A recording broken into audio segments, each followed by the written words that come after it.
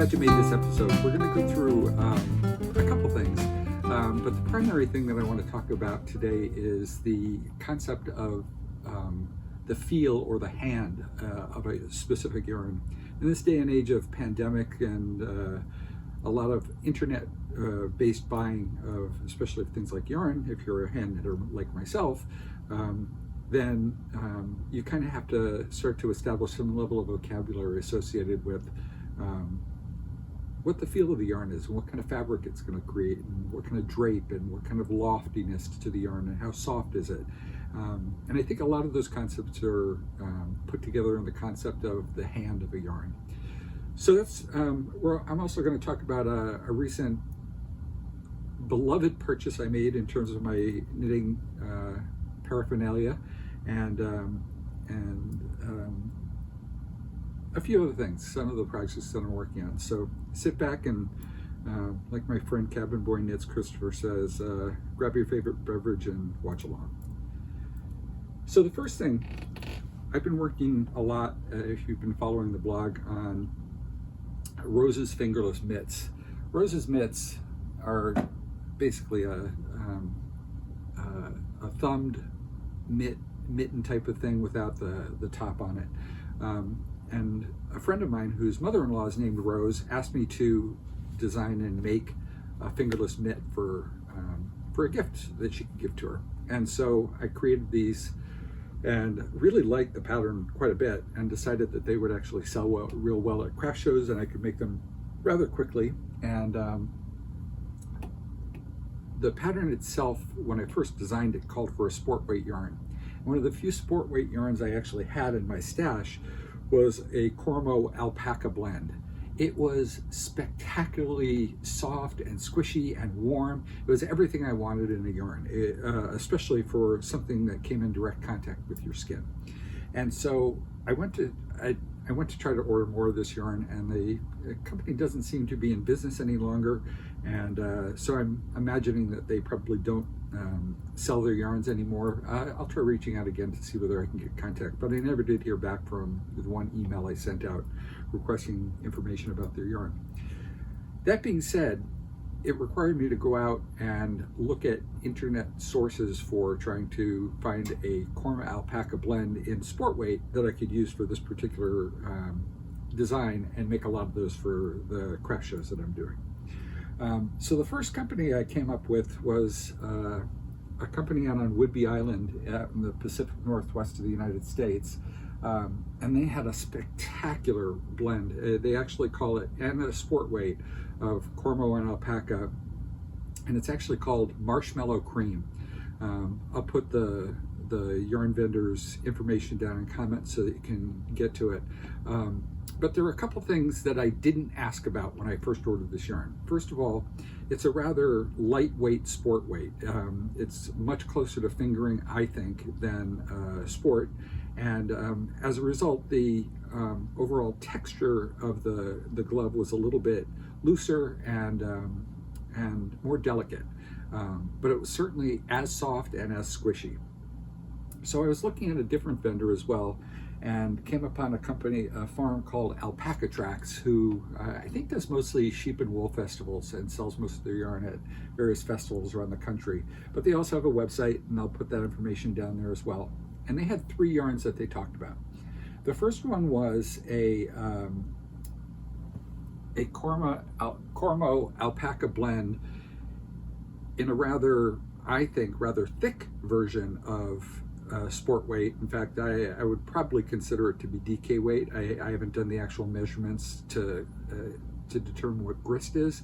But one of the things I liked about it was very lofty, and so I figured it would probably squish down into a sport weight, given the loftiness of it would make it less weighty, less heavy. So when I first started making the gloves using this hanked yarn, and it comes on hanks. So the hanks were rather loose and rather soft and squishy, so I like that. But the density after I was done creates a hand that was a little bit more coarse than I would have expected. Fortunately, it's kind of in a darker color, and I know this is sexist, so I apologize, but typically when I'm selling items like these, women won't want the more sturdy, coarser type of fabrics for themselves, but they would certainly buy it for the men in their lives as gifts. And so I was kind of glad that they made them slightly, the yarn itself made the garment slightly larger and a little bit more coarse. It didn't bother me at all. But the hand of this yarn was described to me as soft and squishy, like the Cormo alpaca I was trying to replace. And I wouldn't call it quite that. I think there's quite a bit more coarse guard hair. I think it's from the alpaca in this yarn that I didn't expect when I did it. And it also creates a much denser fabric than most sport weight yarns that I'm familiar with. The second yarn she sent was on a cone. Actually, I'm going to do a different one. It's the cone I'm currently working on. Now, she told me very clearly in advance when I was buying this that that it was a tighter spun yarn, and it's 2-ply, and that it doesn't have the same soft hand as the other Cormo alpaca blend she has. And I'm going to show you a couple of close-ups of what this looks like.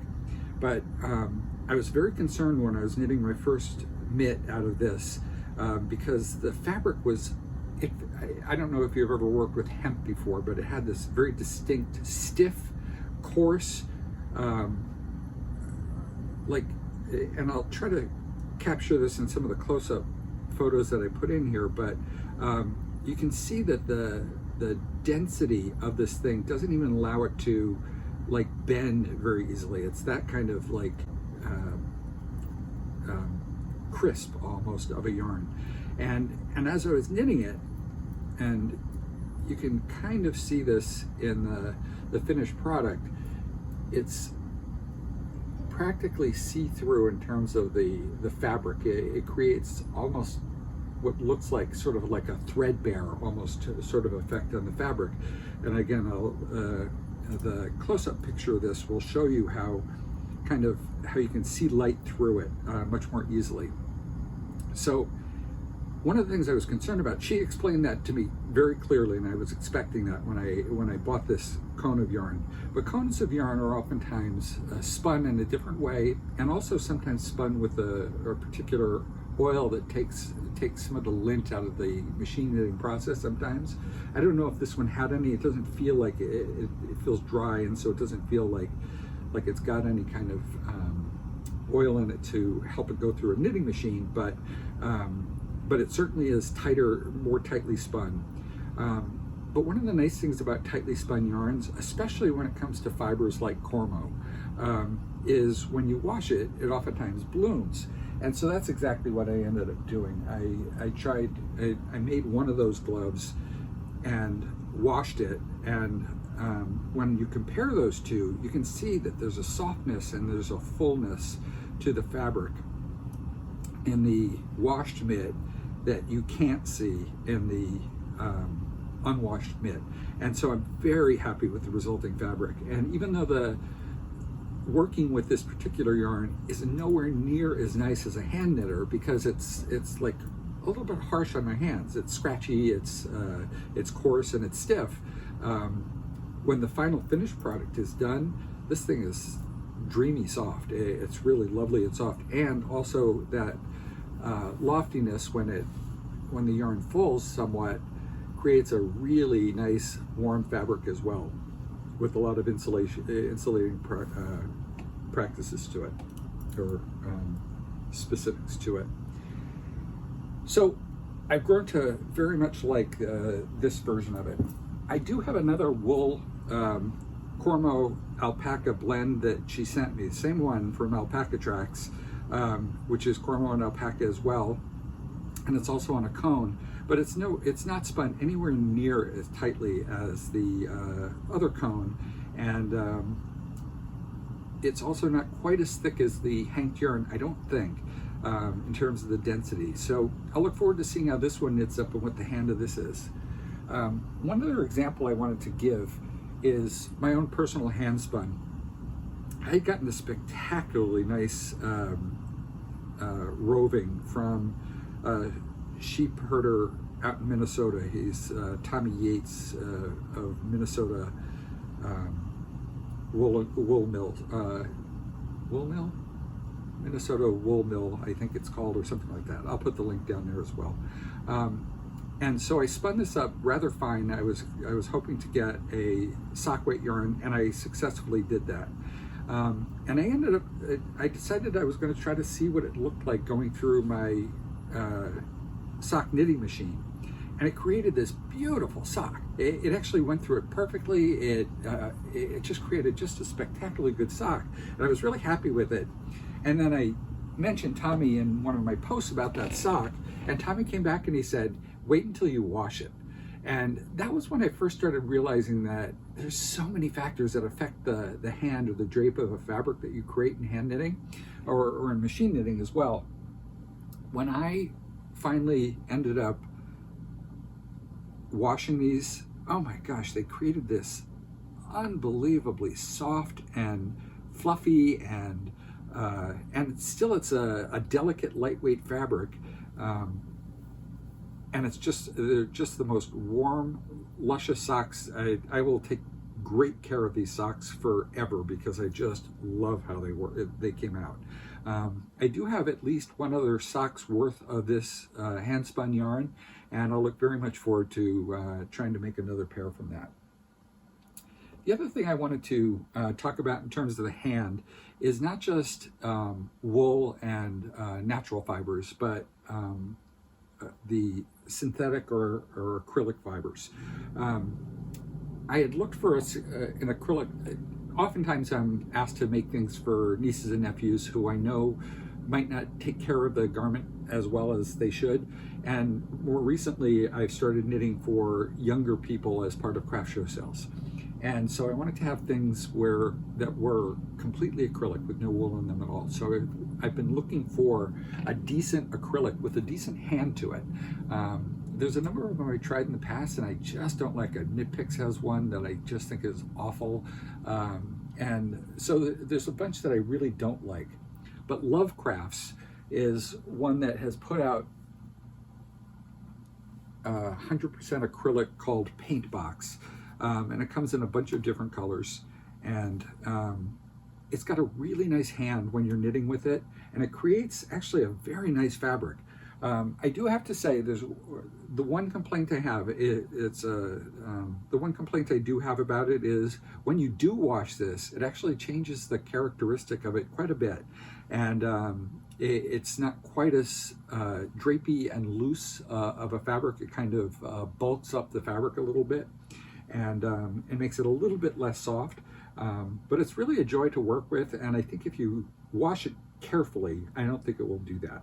And so I've made a number of these. If you've been following along on the blog, I've made a number of these snug cowl gaiters that I'm hoping to sell relatively inexpensively at the craft shows, and I'm looking at building up quite an inventory of those as well.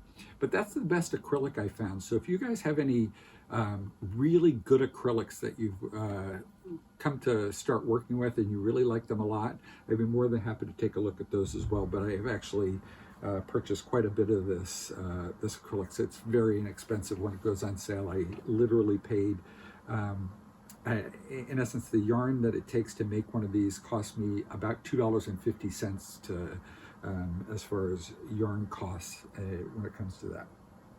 So that's kind of my take on hand and the hand of a yarn and the feel and drape of the fabric that it creates.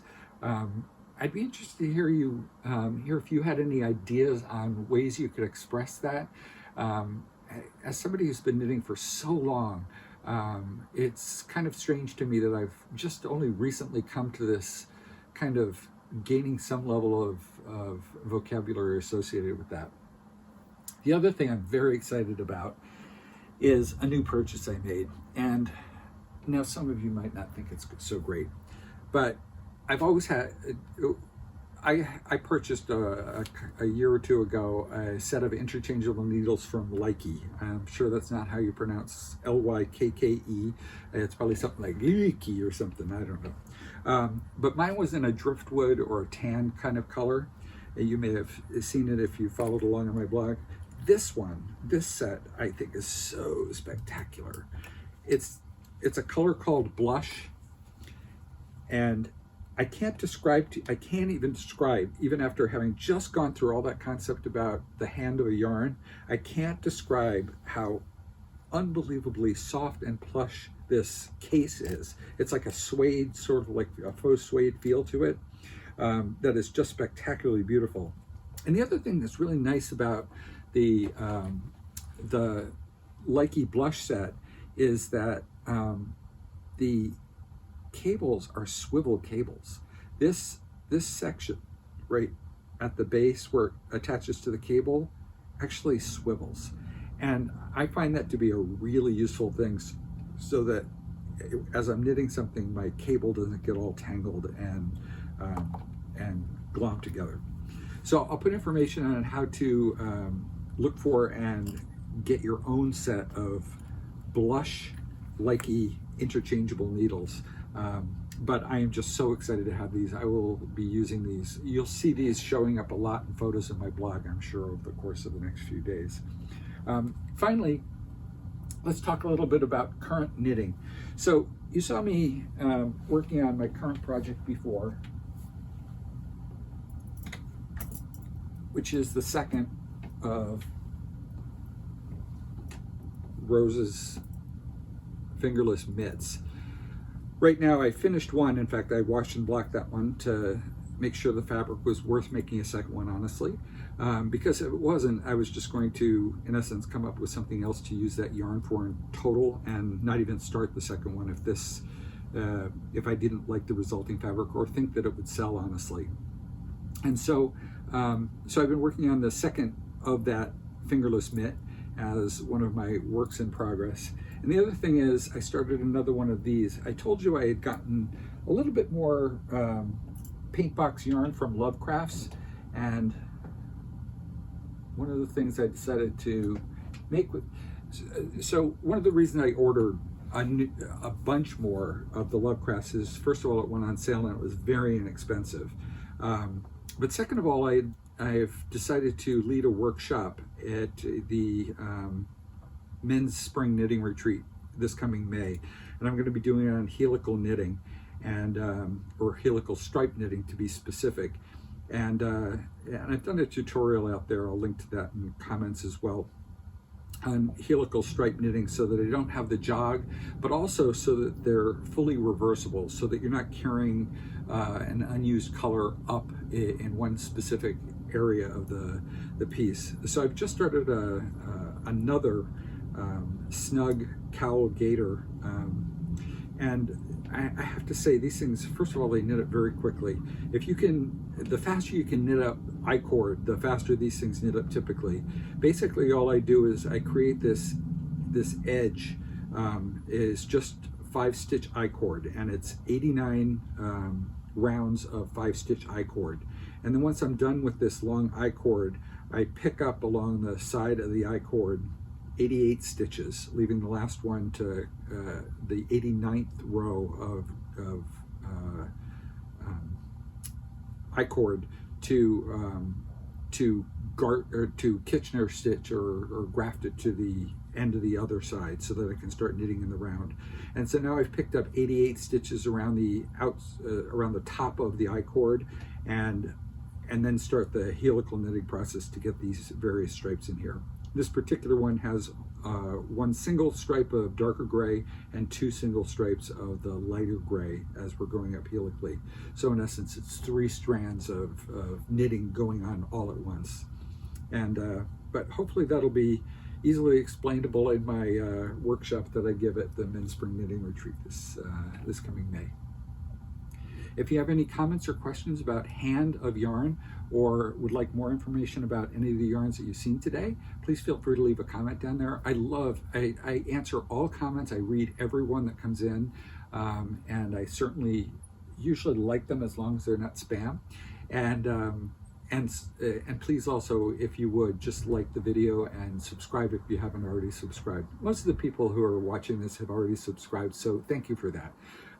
It does help in terms of the numbers and making sure that you're somebody who gets seen on some of the search engines when it comes to your video blogs.